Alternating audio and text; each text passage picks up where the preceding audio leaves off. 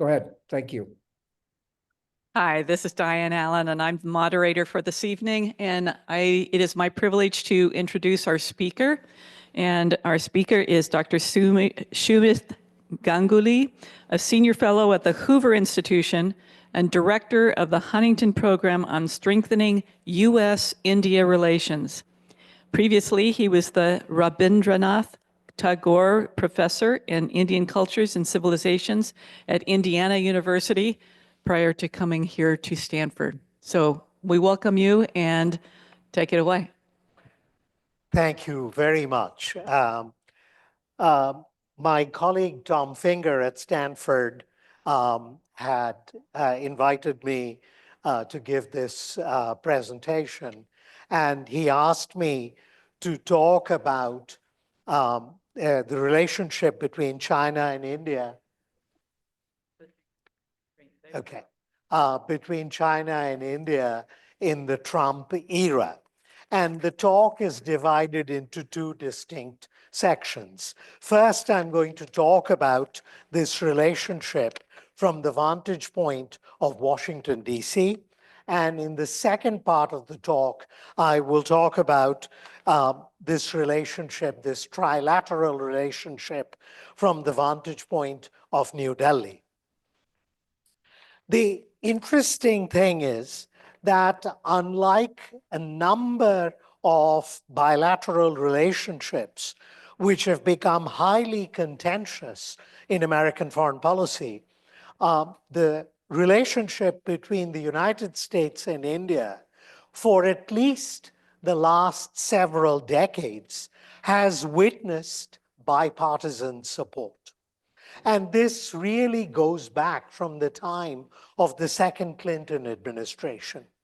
There have been occasional differences on a range of issues, regional and international, but for the most part, this relationship has followed a steady course since the second Clinton administration and has become increasingly multifaceted.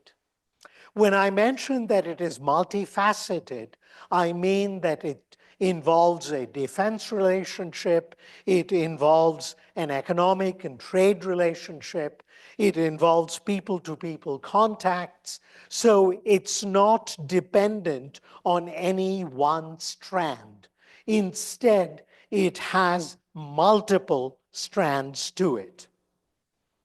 There were some differences that arose under the Biden administration, especially because following Russia's invasion of Ukraine, India continued to buy substantial amounts of Russian oil because it was significantly lower than global market prices. And this caused some heartburn with the Biden administration in Washington, D.C. But the differences, for the most part, were papered over because the Indians argued that given the inflationary trends in the world owing to the high prices of global oil, we have little or no choice to buy this oil from Russia, primarily because it's enabling us to hold inflation down at home. And furthermore, they pointed out that this oil, much of which was being refined in India, was being sold on European markets. And the Europeans were happily buying this oil. So, perhaps the administration should back off on this issue. And the Biden administration, while it grumbled, basically let the matter drop. Subsequently, there was another irritant, particularly towards the end of the Biden administration, and this involved a particularly ill-conceived plot, and we don't quite know who was responsible for this plot, but it is widely believed that this went up into the higher echelons of the government of India. This plot was an assassination plot to kill an American citizen of Indian origin who was advocating for a separate state in northwestern India. This separatist movement has mostly fizzled out in India, but has supporters amongst the expatriate communities in London, in New York, in Vancouver, and elsewhere. And this is composed of a minuscule minority of a minority community from India, Sikhs, who are known for their turbans. That's one of the markers of their faith. And this Sikh leader and separatist leader in New York City had been particularly vocal about the Sikh cause, even though, as I mentioned, the cause has little or no support among Sikhs in India. It's mostly in the expatriate community.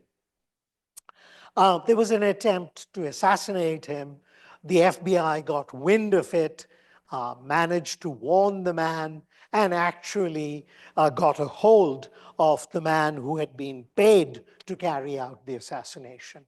Quite understandably, the administration took a particularly dim view of this and raised it with its Indian counterparts, who vehemently denied that there was any such plot, that this was a figment of this man's imagination, and that the government of India had no role in this.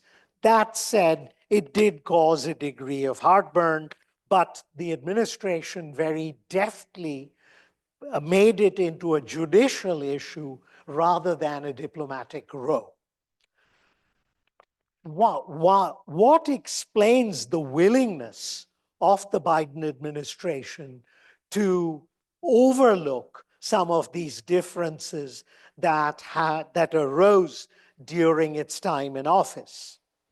The principal driving factor for the Biden administration, and prior to that, the first Trump administration, was a growing concern about the PRC's, the People's Republic of China's, increasing assertiveness along India's Himalayan border, and more importantly, across Asia.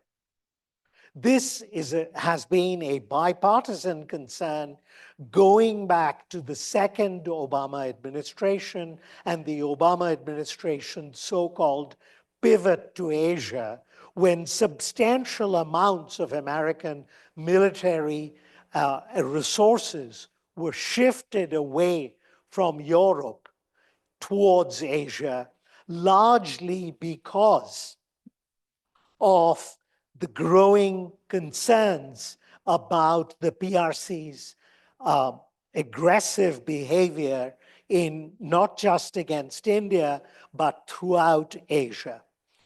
This has been practically what might be considered a leitmotif across administrations. This has facilitated weapon sales, the overlooking of India's continued dependence on Russia for weaponry, and has enabled real-time intelligence sharing, most of which has been one-sided. Trump's return to the presidency, despite Prime Minister Modi's frantic attempt to maintain cordial ties, he visited the United States as early as February of this year, that has now introduced an element of uncertainty in a hitherto blossoming and sound relationship. So that's the view from Washington, D.C. Let me now turn from the vantage point from New Delhi. Despite this dramatically improved relationship across multiple administrations, both Republican and Democratic, a residual distrust still characterizes the US-India strategic partnership. And it's mostly located this distrust is mostly located within India's attentive public and its foreign and security policy bureaucracies. You may well ask, why does this distrust exist, given the fact that I have mentioned that there's a burgeoning trade relationship, there's an expansion of people-to-people ties, the acquisition of $20 billion worth of weaponry from the United States since 2008. Why does this distrust then still persist? It's mostly a Cold War legacy. And it's a Cold War legacy because during the Cold War, the Indo-US relationship was marginal. The US had little or no interest in India. India's markets were closed. India didn't purchase much weaponry from the United States. Investment in India was exceedingly difficult. And consequently, there was not much substance to the relationship. There was no ballast to the relationship. Furthermore, as early as 1954, the US, owing to its desire to contain the Soviet Union, had forged a military alliance with India's principal adversary, Pakistan, in 1954. And this had poisoned the Indo-US relationship at a very early stage of the game. And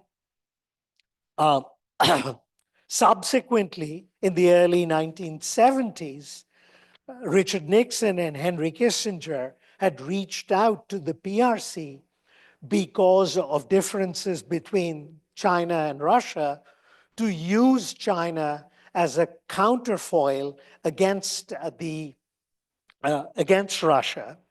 And again, this left India out in the cold because India had a border dispute with China going back to the early 1960s.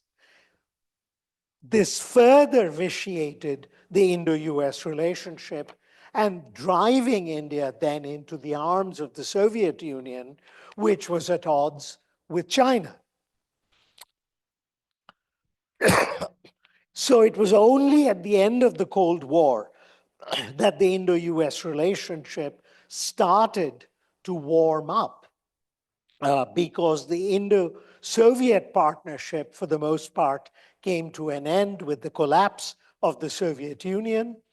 And also, India opened up its markets at the end of the Cold War and sought a warmer relationship with the United States. But because of the legacy of the Cold War, you still have this enduring distrust of the United States because the two countries had been at odds or didn't have much of a relationship worth the name during the Cold War. Today, even though India and China were at comparable levels of economic development in 1980, when China started to move away from its autarkic economic regime and started to embrace the market. And thereby, it resulted in the most dramatic economic growth that one witnessed in China, and also lifting literally hundreds of millions of Chinese from poverty, both in rural and urban areas. India did not embrace the market until 1991. And unlike in China, where economic liberalization could be carried out by a simple dictate, in India, being a democracy, economic liberalization and the embrace of the market was much more fitful because there were constituencies that had benefited from a different economic model, and they were not happy to see these market-oriented reforms. And so while India has prospered significantly and has also lifted hundreds of millions of people out of poverty, the discrepancies between China and India are remarkable. China's economy is 6 times the size of India's economy.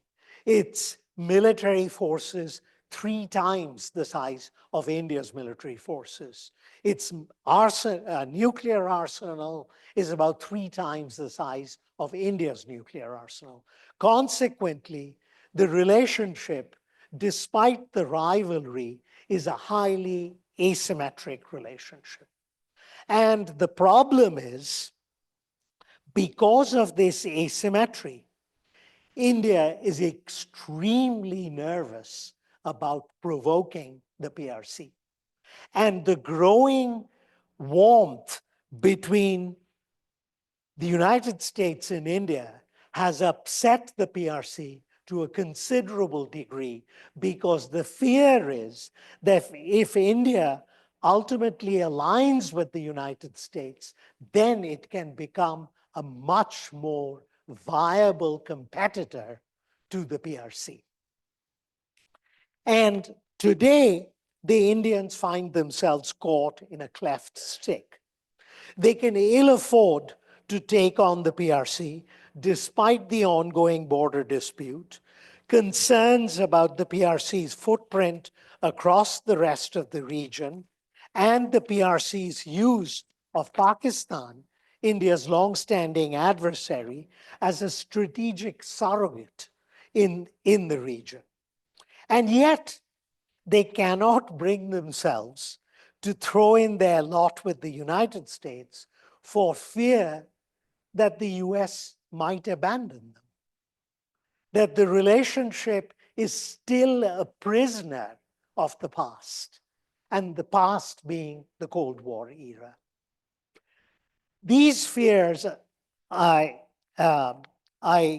believe, will be exacerbated in the foreseeable future, despite the seeming warmth between the two leaders, between Prime Minister Modi and President Trump, largely because of Trump's willingness to unravel the transatlantic alliance, which has endured since 1945, and his blatantly sort of transactional orientation towards foreign and security policy choices. Consequently, the Indians are worried that if Trump is disaffected on a particular issue, and he has already expressed grave concerns about India's high tariffs, that if he can't reach an accord with India on the issue of tariffs, he may well walk away from any number of other agreements that currently exist with India. So there's a large element of uncertainty that has been now introduced into the relationship. So faced with these multiple uncertainties, what is New Delhi to do? This is what I suspect will happen.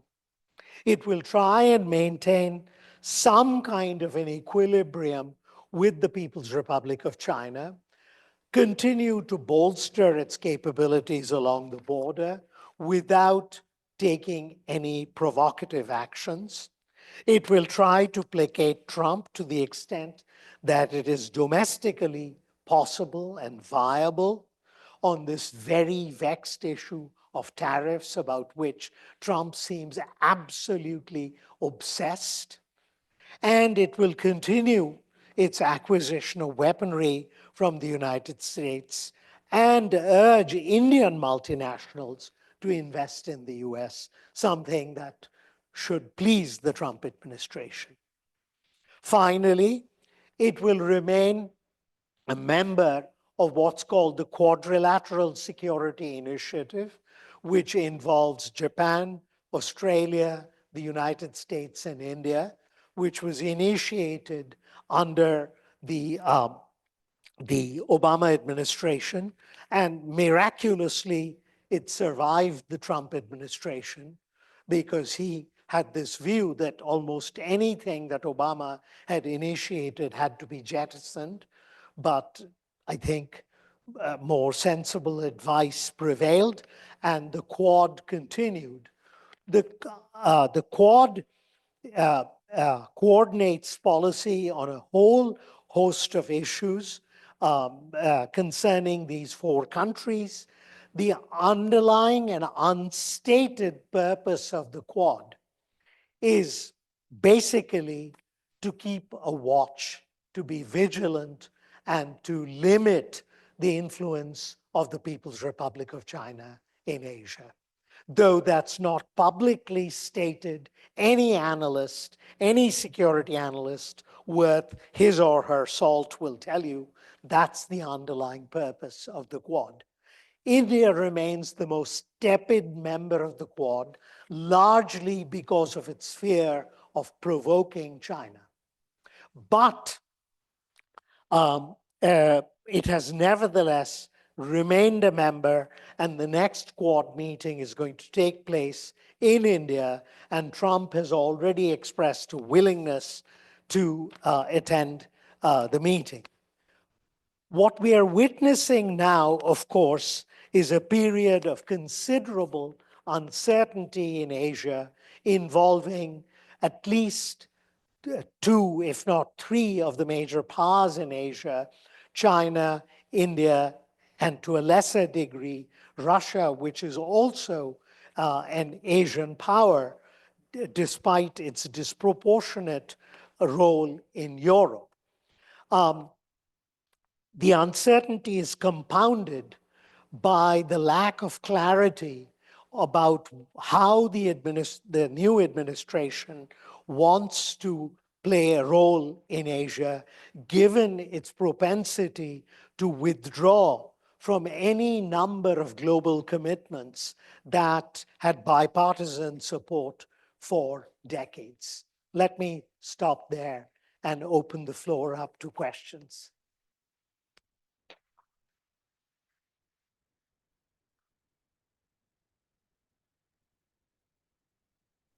Thank you for your remarks. And Lou, do you have questions already? I think that you've had questions already from the online audience. Yes. First question. What are the chances of the Quad surviving the current Trump administration beyond the upcoming meeting in India? Again, what are the chances of the Quad surviving the current Trump administration beyond the upcoming meeting in India? Right.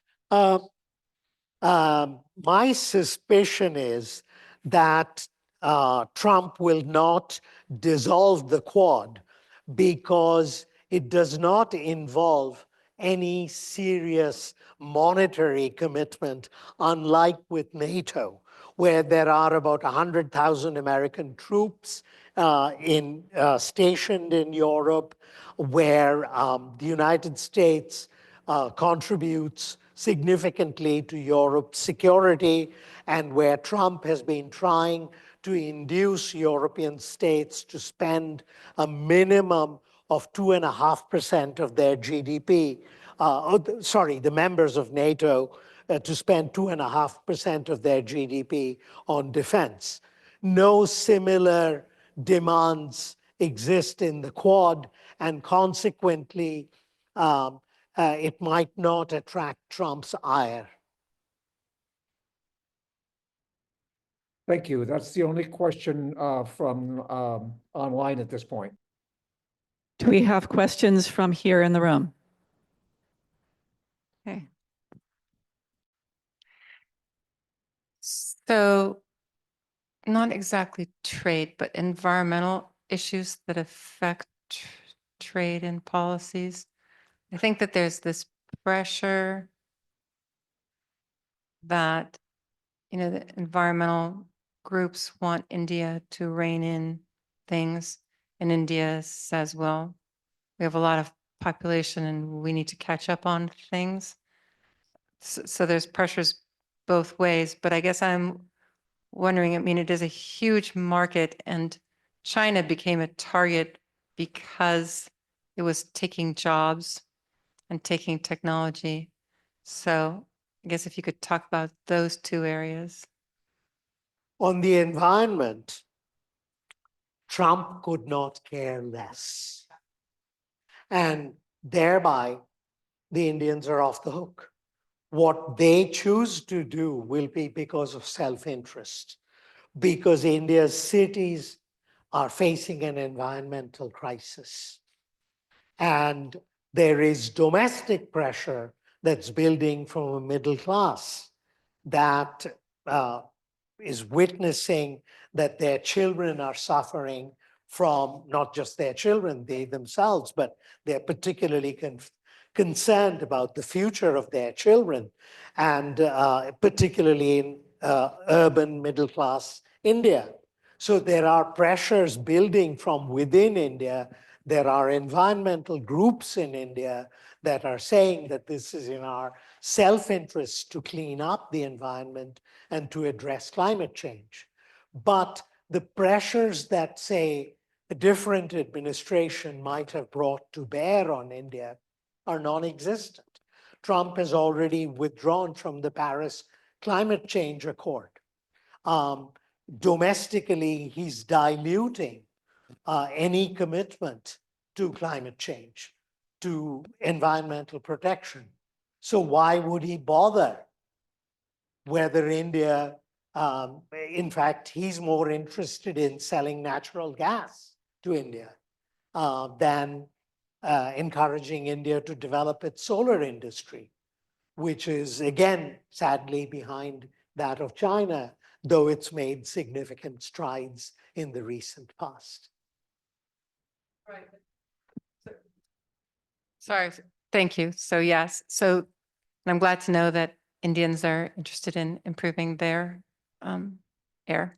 But so I guess I was just listening recently to the talk about the tariffs and the trade, and they were talking about how China became the big bugaboo that both parties are aligned against because it's taking jobs and knowledge, and the Indian economy has obviously, I mean, a ton of tech jobs for one have left and gone to India. So is there any concern about the relationship there, given the growth of the tech and manufacturing industries in India? No, not really. The greater issue that the Indians are likely to face, and here there are differences within the administration. Elon Musk wants many more visas for Indian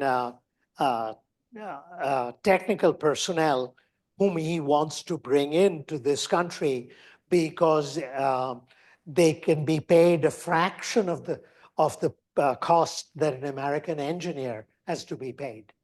And with an H-1B visa, you can only work for a particular company.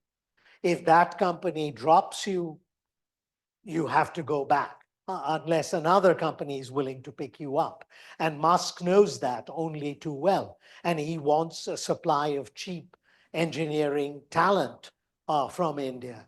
But the more nativist segments of the Trump administration, like someone like Steve Bannon, has thrown a fit about this, saying the last thing we want are more Indian engineers, because there's, bluntly put, an element of racism when you're talking about the nativist crowd in the United States. And Bannon exemplifies that kind of racist nativism.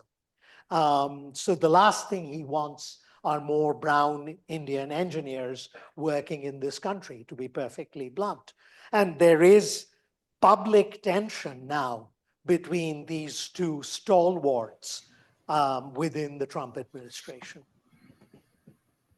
We do have another question from online, is as follows. Could you please talk about demographic issues? For example, what is the fertility rate today, and what are the population projections going forward? This is an old saw. and one that I encountered a great deal in graduate school in the United States. It's not an issue anymore. Apart from one or two states in northern India where fertility levels are still high, and across much of southern India and elsewhere, it's dropped to below replacement levels. So while the world still thinks about India being overpopulated, that Malthusian fear no longer is an issue. Population growth is not going to outstrip food production and access to food. It's no longer the grave concern. In fact, I might mention now, since we are in Palo Alto, there was a professor here at Stanford. He was a population biologist, a man called Ehrlich, who wrote a book called The Population Bomb. And most of it was devoted to India. And I was in college in the United States when I read it, and I was terrified about what might happen. Ehrlich was proven to be completely wrong. Human beings have an incredible capacity of changing their destinies if they get their act together. Thank you. We have a couple more questions. First of all, how do religious group conflicts in India affect India's relationship with China and with the US? How do religious group conflicts in India affect India's relationships with China and the US? It has no impact on the relationship with China. The relationship with China has to do with a long-standing border dispute that goes back to the British colonial era in India and the demarcation of the Himalayan borders. It has to do with the notions of status and standing amongst these two large civilizational states in Asia. And it has to do with alignments with the United States. Those are the three factors that drive the Sino-Indian relationship. In terms of religious conflicts, as long in India and the United States, as long as the minuscule Christian community in India feels safe, Trump couldn't care less if any other religious groups are trampled upon. And the only reason he might care about the minuscule Christian community in India is because evangelical Christians in this country who support him might raise the issue, and he doesn't want to erode his political base. I mean, bluntly stated, Trump doesn't even know the size of the Christian community in India. And the only reason he would express any concern is because it's simply instrumental. Thank you. And We have other questions here in the room. okay, go ahead. Can you hear me? Okay. Yeah. Just if you comment a little bit on the role of Pakistan in all of this. I mean, if I talk to Indian friends or I talk to Pakistani friends about what's going on, their reaction is kind of like, we know what we're doing, leave us alone. We don't want any outside interference. You know, we're next to each other. We know how to talk to each other. So do you agree with that? Or do you think that, you know, the outside players stir this up more than they help it? What is your view on the role of Pakistan? From the standpoint of New Delhi, Pakistan today is little more than an irritant. And the present government just considers Pakistan to be an irrelevant player.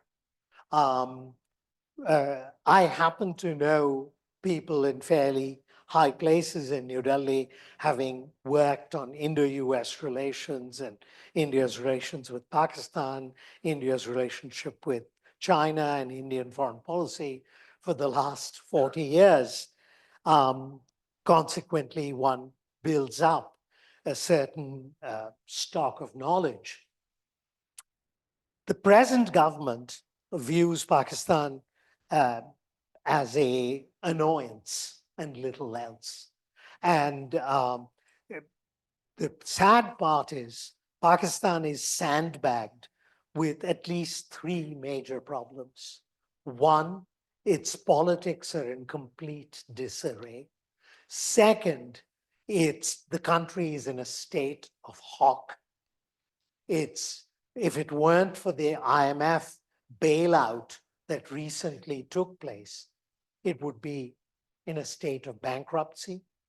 China, to some degree, has bailed Pakistan out, but has also created a form of dependency by putting in huge sums of money, which ultimately the Pakistanis will have to pay back.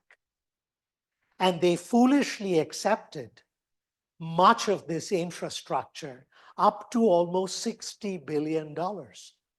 The question is, how are you going to pay this back when the bills come due, as Sri Lanka is beginning to discover, where they had to lease an airport to the Chinese because they were unable to make the debt payments.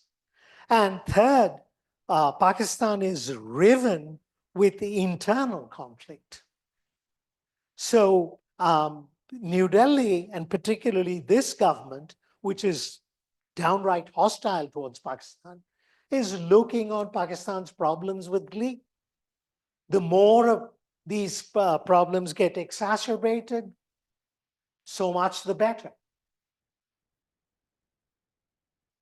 We have another question here in the room, up front here. I'm right behind you. As I remember from the 1970s, the Asian countries had more trust in the U.S. than they did between themselves. How does it stand today? Well, Asia is not a monolith. There were any number of Southeast Asian countries that had close ties to the United States, and many of them still hope to maintain those ties. So, but one has to differentiate Asia. One has to break Asia down. It depends on which countries in Asia we're talking about. If you're talking about the Philippines, Thailand, Singapore, certainly they had very good ties to the United States. Taiwan, South Korea, they still hope to maintain those, though a large element of uncertainty has been introduced by Trump about his willingness to stand by South Korea from a North Korean attack, or to protect Taiwan from an attack from the PRC, or to stand by the Philippines or Indonesia with the increasing role of the People's Liberation Army Navy in the waters of both Indonesia and the Philippines. One doesn't know to what extent these guarantees that existed during the Cold War remain ironclad under Trump. Nothing seems to be ironclad. Lou, do you have some other questions from online? Yes, hold on, please. So back to population. Many scientists worry about decreasing population and the effects on the economy. Do you think this is a possibility or a probability in India? Not at the moment. The biggest challenge for India is to take advantage of what is called the youth bulge, that there is a substantial number of working age men and women. And This is also referred to as the demographic dividend.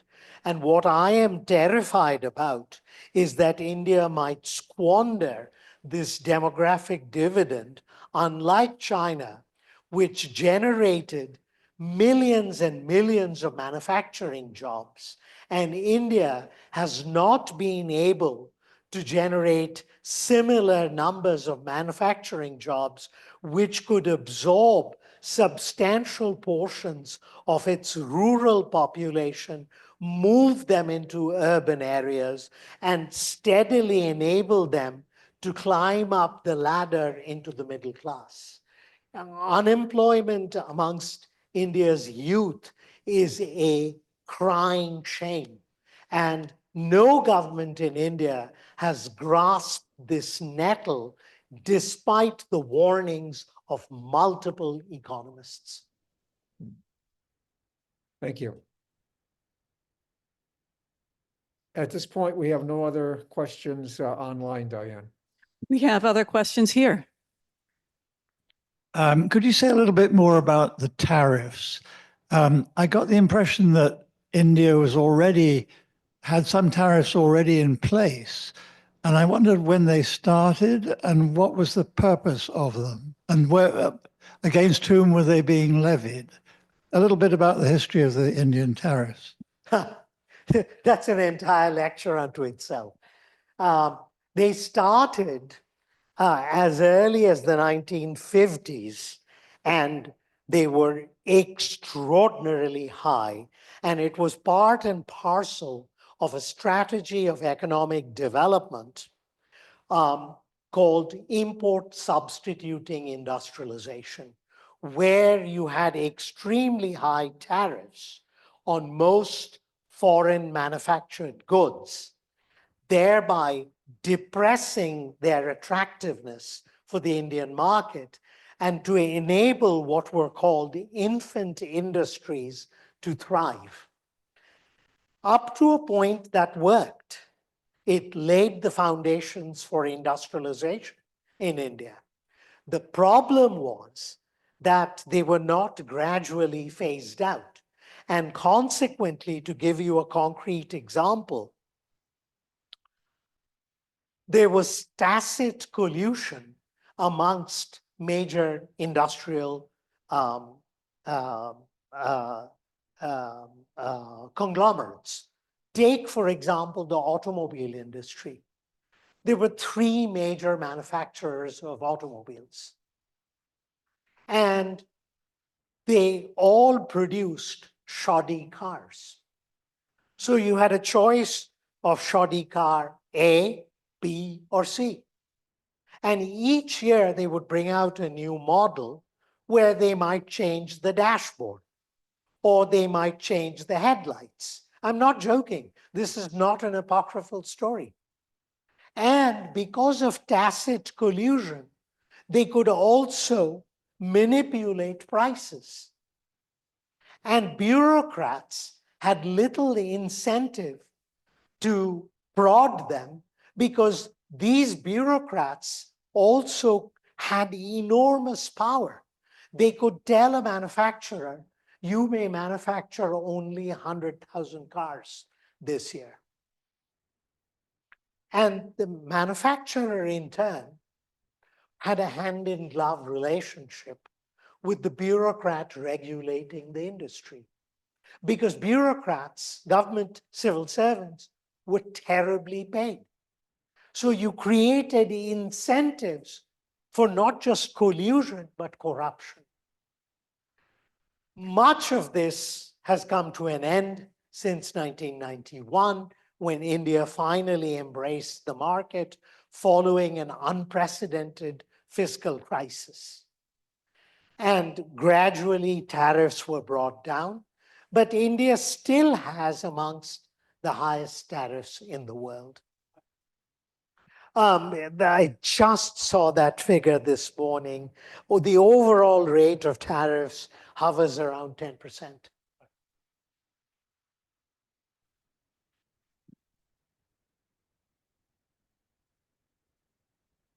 We've got another question here. Since you have brought up the Cold War several times, I have always wondered, this is a long what if. What if the Brits had not been able to colonize the whole of India for over 200 years? Almost 200 years. Yeah. And if the British, got stopped with Hong Kong, the Portuguese got Goa, okay, then bring it up to before Quad, the word that was used between China and India was hedge. And because the Americans had so little knowledge of the reality of India, I think that they thought they could just substitute, one for, two for one, and then, found out India's conditions caused by the colonization, right? There's a very good book by Sashi Tharoor now. Yeah, he's one of my high school friends. Oh, okay. So I'm kind of glad he didn't get the UN thing, so that Secretary General, so he could go back to India and write the book of how much the British colonizer cost India in blood and treasure. So the last what if is, we were in Beijing when Rajiv Gandhi visited. So that would have been summer of 91. Yes. Right. So what if he had not gone back and been assassinated? What if American politics had not created the pivot to Asia and China? What if Rajiv Gandhi had lived to work with a reasonable American foreign policy without hedging India and China?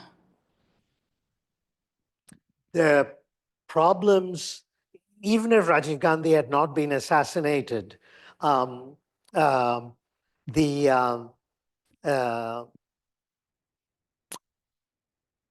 the several of the problems would have remained because of the border dispute, because of the competition between China and India for status in Asia, and because because of those two factors.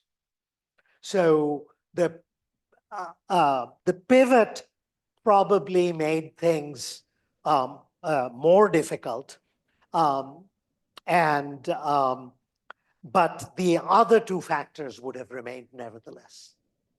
I don't think Rajiv Gandhi could have solved those issues. You referred, sorry, Lou, do you have another question there? I have a personal question, and that has to do with the border dispute. You've mentioned it several times. Reminds me of the way the British drew the so-called Green Line in the Middle East, right? Without any thought of, where the line was, who was on each side.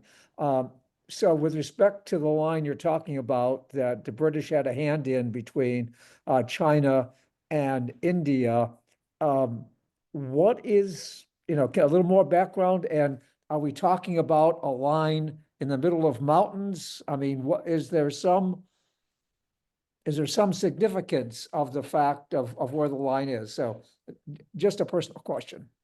It's not just the line.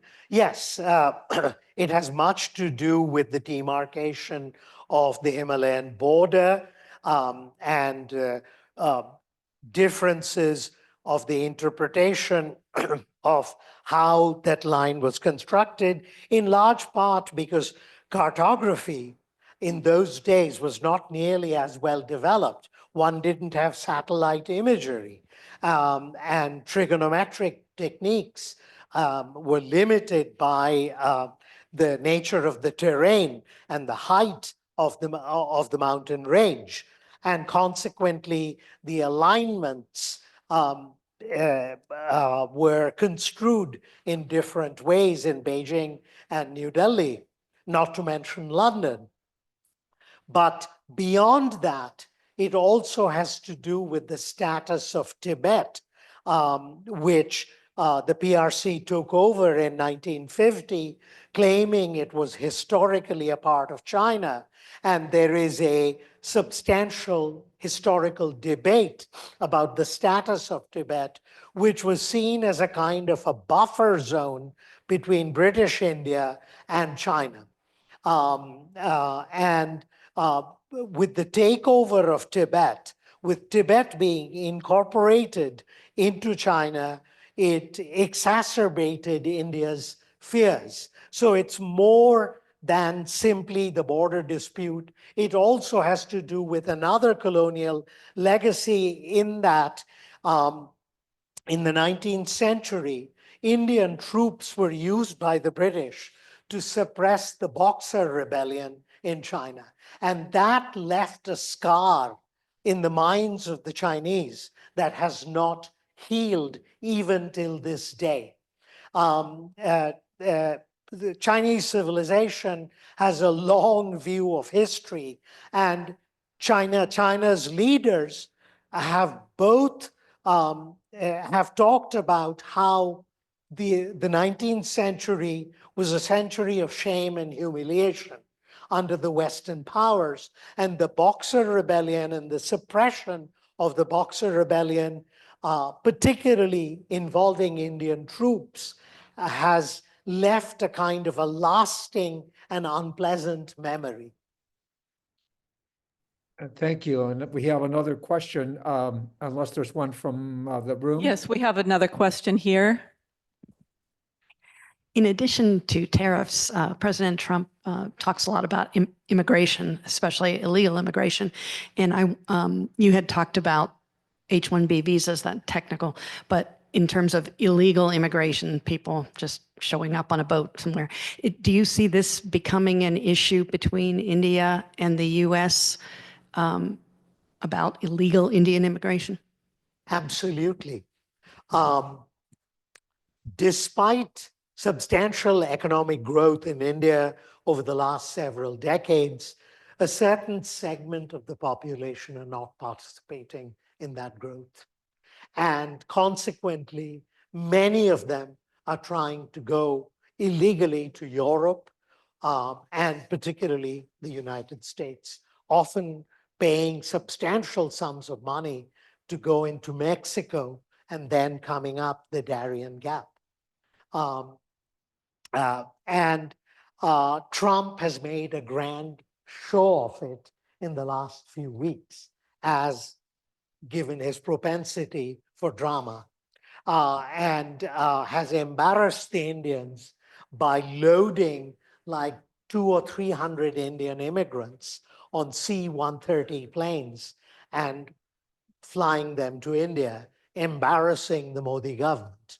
And the opposition in India has picked up on this and sought to raise questions in parliament. This and Modi, to a large degree, because of the acute embarrassment of having these illegal immigrants shipped back to India in public view, shown on national television, emblazoned across newspapers, has sought to downplay the issue and has said, well, these people were there illegally and countries have a right to deport people who are illegally present. So we understand the American position. He's been quite supine on this for fear of exacerbating the matter with Trump.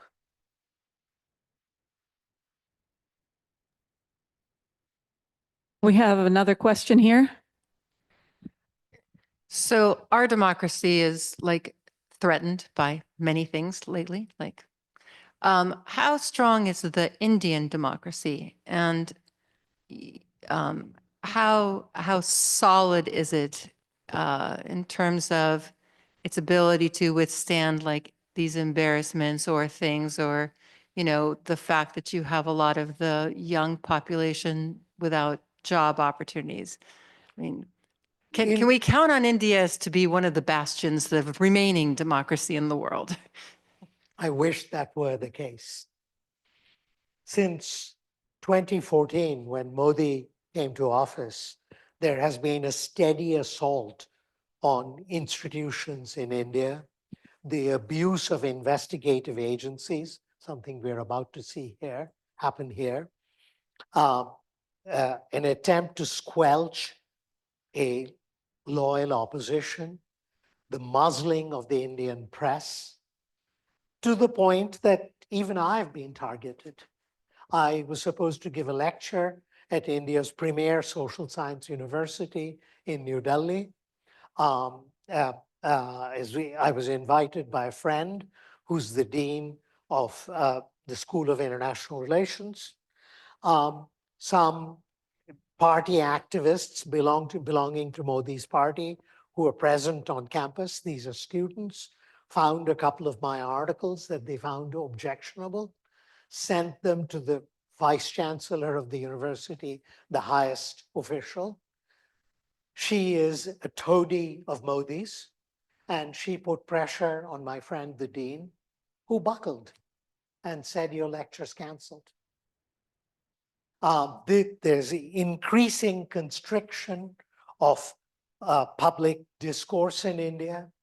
As I mentioned, the press is muzzled, the opposition is anemic and disorganized. Investigative agencies are lodging frivolous cases against dissidents and political activists. I'm going back to India next week to do some field work and to give a lecture at a major private university. It's interesting that what they've asked me to talk about is the most apolitical subject. And I don't think that's accidental. So matters are dire in India. Not that I'm particularly feeling blessed here right now. So I find myself caught between the devil and the deep blue sea. So we have another question online. It simply is, what is the status of Kashmir? Invite me back for another lecture. I've written more books on this subject than anyone living or dead. But that said, the status of Kashmir remains unresolved. Pakistan still claims all of Kashmir. India claims all of Kashmir too. India, since 2019, has integrated the portion of Kashmir under its control through legislative means. And Pakistan continues to support terrorist groups designed to try and dislodge Kashmir from India, but basically it's a lost cause. The military asymmetries between India and Pakistan are so great that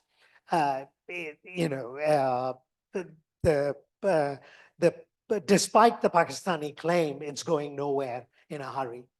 For all practical purposes, India will control the 2/3 of Kashmir that it holds, and Pakistan will keep 1/3 of Kashmir. And tragically, I see no resolution in the foreseeable future to this conflict that has dogged the relationship since the emergence of these two countries in 1947. There are no questions online at this point. We have more questions here. Just a minute. Was there another hand over here? Okay. Go ahead. Sorry to have so many questions, but I guess I'm interested.